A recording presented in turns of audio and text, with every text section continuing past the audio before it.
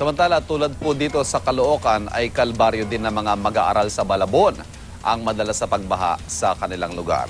Pero inaasahan pong maiibsan na ang problemang ito dahil pinatayuan na daw ng mga bagong school buildings ang kanilang mga paaralan. Narito ang report.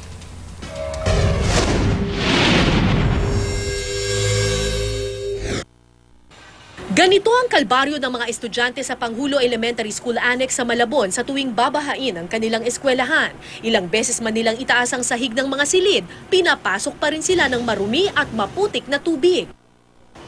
Makalipas ang 2 taon, binalikan namin ang Panghulo Elementary School Annex at isang bagong school building na ang sumalubong sa amin.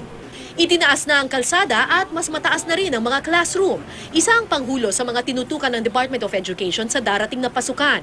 Katabi lang kasi nito ang Artex compound na laging binabaha kaya minarapat ng patayuan sila ng bagong school building. Naging basin siya ng tubig. Kasi siya na ang pinakamababa. So ngayon kapag umapaw ngayon yung tubig dyan, hindi na papasukin yung school? Ay, hindi naman po kasi meron po ang barangay captain namin ay merong bomba po na yung pansipsip sa tubig na nakahanda. Maging ang ilang major highway sa Malabon, tinatambakan at itinataas na rin. Ang mga kanal at manhole naman, inaayos na rin ng DPWH. Sa barangay Maysilo na lagi ring binabaha, tinambakan na ng bagong semento ang kalsada sa tapat ng eskwelahan.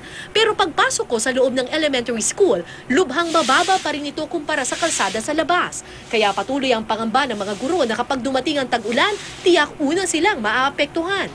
Nakadalawang tambak na daw itong eskwelahang ito. Kaya kung titingnan mo yung pintuan nila, medyo mababa na siya. Kasi ilang beses nang tinambakan itong flooring nila. Noong huli daw kasi na may malakas na bagyo, umabot hanggang dito yung tubig. Kaya kung makikita ninyo may marka pa dito ng tubig.